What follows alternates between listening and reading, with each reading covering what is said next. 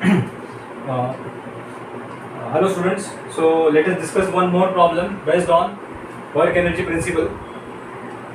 So in this problem, the problem statement is there are two masses 8 kg and 3 kg which are initially held at rest condition, and the position is given in the problem, and determine the speed of this 8 kg block when it will hit the ground. So this is the question statement. Now you can see in this problem there are two masses, and initially they are held at a rest condition. So this is the stage 1 of the problem. Stage 1. In stage 1, if we consider, let us say this as a mass A, and let us consider this as mass B. So initial velocities if we consider of both the block, UA is equal to 0 and UB is also equal to 0, because both masses are held in a rest condition. So UA and UB both are 0. So what will be the total kinetic energy of the system at stage 1? Kinetic energy of the system at point 1 is equal to 1 by 2 ma UA square plus 1 by 2 mb UB square. This total is 0. As both masses are at a rest condition initially, the total kinetic energy of the system at stage 1, total means in the system there are two bodies, so we have to take the kinetic energy of both and we have to add that value. So that is the kinetic energy at stage 1, that is 0. Now when we release the system from this position, what will happen? See, this is a 8 kg block, this is heavier than this. This is a 3 kg block, this is a 8 kg block. So this is a heavier one, so naturally it will try to come down, it will start coming down. Okay. So when it is not a free fall, very important thing, it is not a free fall. If it is falling freely, then it will be the gravitational acceleration will be there, 9.81 meter per second square. But as this block is attached to some other block, there is some different value of the acceleration will be coming into the picture. So now when it is released from the rest, this block will start coming down and it will hit the ground. So when it will hit the ground, what will be its velocity, that we have to calculate. Now in this problem, very first thing we have to check what is the relationship between the velocity of block A and block B, whether they are equal or not, that we have to first of all check. Now if we consider this as a reference system, this is a reference line. So from this point to this point, this length is XA, and from, let us say, this point to this point, this length is called XB, and there is some constant length over here. So there is one concept which is called as a constant string length method. Okay, so I will just write over here by using constant string length method. Okay, this constant string length method helps us to determine the relationship between velocity of different blocks which are connected together with the help of string.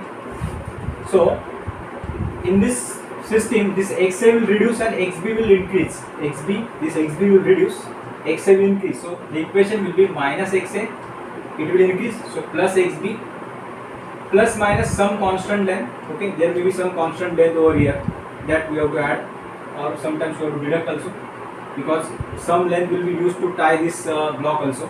This is the total length. If we differentiate with respect to t this equation, okay, that is minus dxa by dt plus dxb by dt. Okay, this is a constant, so its derivative will be 0. Constant derivative will be 0. So what is the derivative of xa with respect to t? It is velocity of it. Differentiation of xb with respect to t, it is velocity of b, is equal to 0. This gives me one very important equation, that always velocity of a will be equal to velocity of b. So I reached one conclusion, very important conclusion in this system. At any point, whatever is the velocity of this block will be equal to velocity of this block. Okay. Now when this block will touch to the ground, okay, the stage 2, okay, stage 2, I will just draw over here. See, stage 2 of the system will look like this. This is a pulley, and this block will fall on the ground. and this block will be in the air. This 3 kg block will be in the air. Block B will touch the ground. Okay. So when this block will touch the ground, how much distance it is moving? It is moving 1.5 meter. And this block will also travel the distance of 1.5 meter. Now let us assume that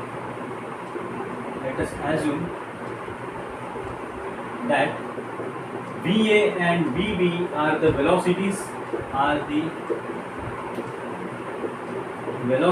of block A and B at stage 2 respectively. So let us assume that VA is the velocity of block A, VB is the velocity of block B in this stage. That is when B will touch the ground. So what is the kinetic energy now? Kinetic energy at stage 2 will be equal to 1 by 2 ma VA square 1 by 2 mv VB square. This is the total kinetic energy at point 2 at stage 2. Let us put the value. Mass of A is 3 kg. Velocity A unknown 1 by 2. Mass of B is 8 kg. And instead of VB I can also write VA, because VA and VB are same. VA equal to VB. So instead of VB I can write VA square. So this becomes 1.5 VA square. This becomes 4 VA square. The total is 5.5 VA square. This is the kinetic energy at condition 2. So at condition 2 I am getting kinetic energy is equal to 5.5 VA square. Okay. Now let us calculate the total work done. Total work done. Now in this system, what is the total work done? Total work done is the work done because of this block moving down and because of this block going up. So in this process, both are doing the gravitational work done. Work done because of the gravitational force, that is change in potential energy. Now as this block is going down, its work done will be positive. When particular mass moves from upper level to lower level, its potential energy we take as a positive, or we can say work done by the gravitational force as a positive. So for block A, we can write for block A mgh. For this block, as it is going up, we have to take negative. When this block is going up from lower level to upper level, we take the negative mgh work. So this work done for this block will be negative. So we will write minus mgh A plus mgh for B. For B block, it is positive as it is going down. For block A, it is negative because it is going up, and both are moving the distance equal to 1.5 meter. So minus mass of A 3, G let us take 9.81 into height 1.5 meter, plus for this block mass is 8, G is 9.81, and again it is traveling a height of 1.5. So this is the total work done. Okay, if you calculate, we will get the total work done. Now by work energy principle,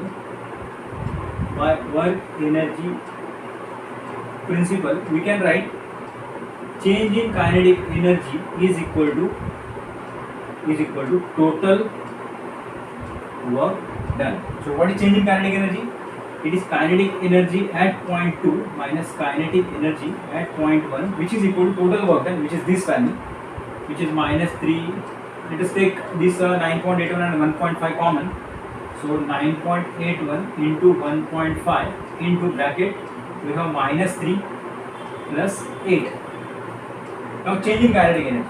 Final kinetic energy at point 2 is 5.5 VA square, and this value, whatever value you are getting over here, 9.81 into 1.5 into minus 3 plus 8. So if we simplify this, okay, I will just write the answer over here. If we simplify this, we will get VA equal to, the value of VA will get, which is equal to 3.657 meter per second, which is also equal to VB 3.657 meter per second.